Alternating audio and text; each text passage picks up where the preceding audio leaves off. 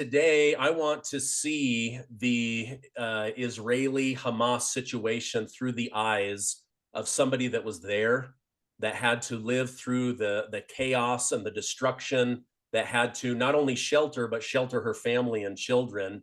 This is such a huge story, and it's showing things within our own country and outside of our country that are absolutely mind-blowing to me. Lizzy, thank you so much for coming on our show today. Thank you for having me, and I so appreciate you covering this story. It's so important that the world knows exactly what's happening and here's the factual information. I really appreciate it.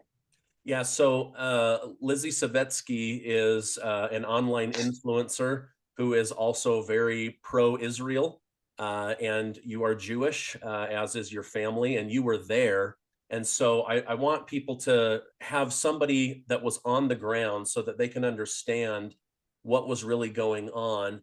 Um, so you're originally you're from New York, but what brought you guys over to Israel during this particular time? Yeah, so we live in New York. We love Israel. I've actually lived in Israel for a year and a half at one point in my life. It's definitely what I consider to be my home, my homeland. Like my soul feels home there. We try to go as often as we can. Usually it ends up being like once or twice a year, but with my family to celebrate the Jewish holiday. And my parents came and they actually left on Thursday before everything happened. My dad just had to get back to work. So I was just there with my husband and my three children. But Israel for us um, is the most special and holy, sacred place in the world. Um, it's it's in our bones. And I went to Israel for the first time when I was 18, and I knew that like my connection to Israel was going to be with me for the rest of my life. Um, I have a lot of family that lives there, that have made what we call Aliyah, where you move to Israel. Aliyah means going up, like closer to God. Um, and so it's our favorite place in the world to be.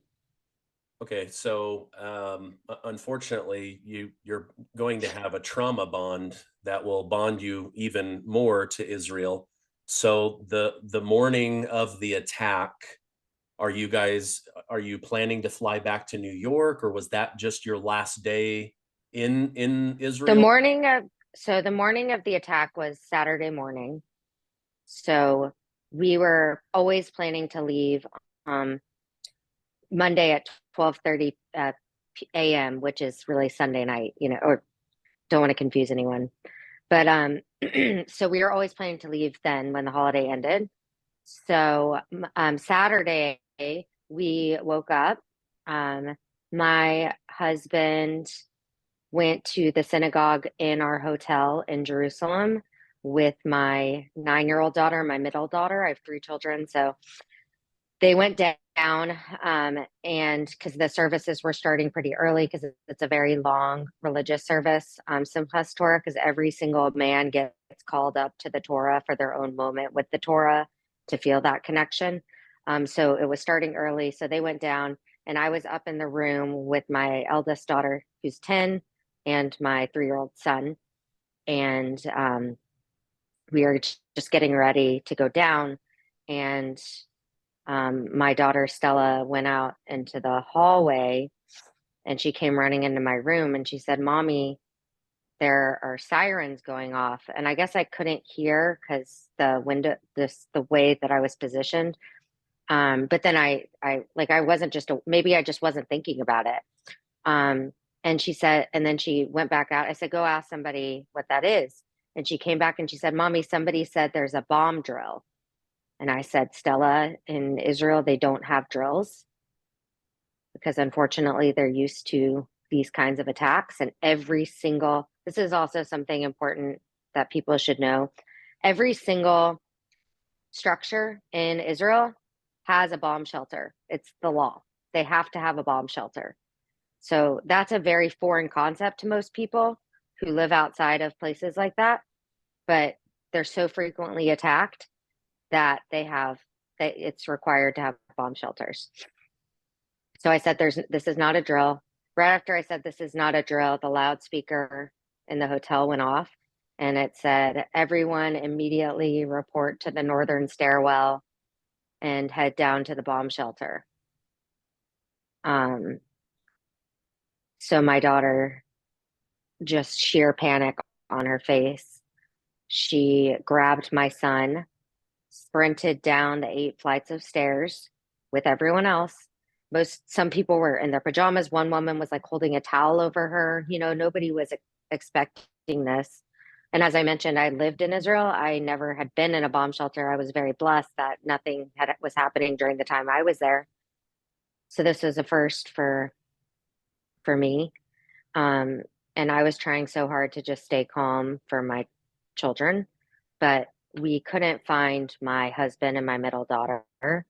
And another thing I didn't mention is that because we are observant Jews, we don't use our phones on these kinds of holidays or Shabbat. It was also Shabbat. So we had no idea what was going on. We didn't know that there was an attack that had started at 6:30 a.m. that morning. The sirens only started going off in Jerusalem at 8:30. We had no idea what was going on. So we were all, you know, just there together in our confusion and our fear. And I was trying to just keep my children calm. You know, I have a 3-year-old son. He's very active and rambunctious. It's hard to like keep him like in a tight, confined space like that. We were in there for maybe 40 minutes.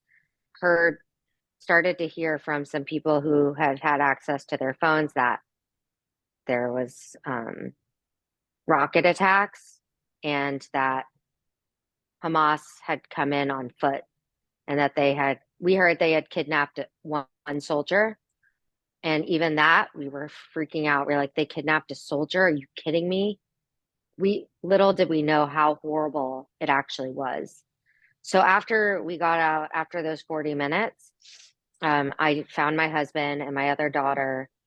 Everyone was still just kind of talking and exchanging what we had heard, trying to, you know, piece together what had happened. And then the next thing we know, the siren goes off again. We're back to the bomb shelter. And we were in and out of the bomb shelter, you know, for hours, most of the day. I can't imagine. I have children pretty close in age to yours. I can't imagine trying to be strong while you are confused and not knowing what's really going on. Is there any doubt in your mind that Hamas planned this attack during a holiday, during the Shabbat, when people's phones would be put away to create more confusion, lack of communication?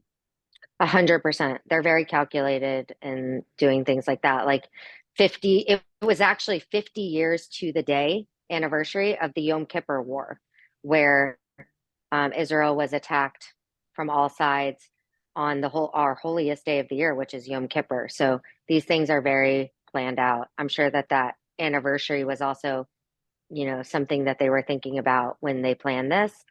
We know now that they had been planning this for weeks. There was also a music festival happening that they wanted to be, you know, they knew that it would probably not be as heavily guarded because it was like out in the middle of the desert field. And so they saw an opportunity for extreme just demolition. They knew that these people at this music festival were going to be high on drugs, that it was going to be, were going to have been up all night. They knew that the observant Jews in the country were going to have had their phones away, and they thought it was the perfect time to strike. Yeah, I watched several videos on Telegram and on Twitter where you know, the music's going and they're videoing the people coming in on the Yeah, they thought they were part of the festival. Yeah, and they're like, "Yay, look at this!" And then all of a sudden, the gunshots start going off, and the bombs or the explosions trying to break through the fence so that they could come in on foot. It must have just been awful. I mean, the thing that is really concerning is this isn't military versus military. No. This was organized crime, terrorists attacking innocent civilians, and many of them, we're finding out now, are young children, babies, the elderly. I mean, it's horrific what they're doing. And then I see back here at home, which we'll talk about in a little bit, people saying we support this kind of activity. And I don't know if there's just confusion of like, oh, we're trying to support Palestine and the Palestine situation versus, hey, we support the people that parachuted in and killed a bunch of children. It's like I can't even Well, believe that they're hearing themselves with yeah, that. I think anyone that's conflating the support, like the Palestinian people support with this, it's extremely problematic and frankly heartless. We've just had the biggest loss of life in a single day of Jewish people since the Holocaust. We are grieving right now. So the last thing that we need is for people to interrupt our grieving with their protests and their rallies. And that's exactly what we're seeing on Brooklyn College campus. There was a vigil for the dead people, for the hostages, that was interrupted by the Palestinian protest, you know, and these types of things are happening everywhere. There's a funeral for one of the soldiers who was killed in Israel, and they all had to duck down because there was a rocket attack right over it. You know, we're not even able to mourn and grieve and process our trauma. There's just nobody's giving us space for that. Yeah, yeah. I unfortunately read this morning that there's more missile attacks. Airplanes were coming in from Lebanon, more paragliders dropping in armed with machine guns and AK-47s, things like that. But they were specifically targeting grocery stores and hospitals. I don't know. It seems so heartless to me, like genuinely. Yeah, I mean, I Heartless. don't know. Like, I've been saying for so many years that these people are terrorists. I don't know what it's going to take. I feel like I could talk until I'm blue in the face. People just don't believe it. Maybe they don't want to believe it. Maybe because their brain doesn't think that way. They think, oh, like the Jewish people or the people of Israel must have done something to deserve this, because why would they do this? Which I don't understand that thinking. But I guess like it's hard for anyone to understand this level of evil because we're not evil, most of us. Yeah. Have you been shocked coming back to the United States? You're now back in New York. There was a giant rally in Dearborn, Michigan, down in Tampa, in New York City. I've been shocked at how much negative hatred there is Mm-hmm, towards the Jewish people. It's like you hear about this, like, oh, there's mm-hmm. anti-Semitism, but you don't want to be called that. Oh, Jews control Hollywood, or they are in banking, or like there's all the things that you hear, but this is like hatred on display, Yep. no reservation. Has that been shocking to you? No, because I know from our history, anti-Semitism is the oldest form of hate in the world. And throughout our generations, there has been this kind of hate. People didn't want to believe that it would happen now. They think, oh, we're in modern times. Oh, we have, you know, social media. We can stop this. People are in denial, but the people that I come from, Holocaust survivors, my great uncle, who's a Holocaust survivor, said in his Holocaust testimonial, "You think you're very comfortable in America, but let me tell you something. We were comfortable in Europe too." So, unfortunately, this is not the first time we've seen this kind of hate towards Jews. And I wish I could say I was surprised. I'm very disappointed in humanity. I'm devastated, but history has a habit of repeating itself. And I'm just saddened to see that more people aren't just blatantly denouncing this evil, because it's not complicated. I can't tell you how many messages I've gotten from people. Can you give me some context? It's just this, we're talking about 40 babies that were murdered on a kibbutz, that were found beheaded, their bodies burned. I just saw a video interview of a terrorist who had been captured by Israel, and he was talking about how they raped the women because they wanted to make them dirty, and how they took the children and the babies back to Gaza so that they could rape them. So this is not something that should need context. This is just evil. And I can only imagine with the families, we've been through a lot. We've been through a trauma that I have not even had a second to process, because I've been in survival mode trying to soldier ahead. But we were the lucky ones. And, I just can't imagine how it must feel for these families right now who have their loved ones as hostages, feel so helpless. And these horrible things are happening right now as I speak to you.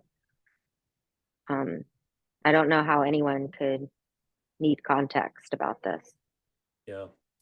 I don't know if you are familiar with this name, but there's a Jewish physicist by the name of Eric Weinstein. I believe he's out in California. He was on the Joe I Rogan. think I just saw this video.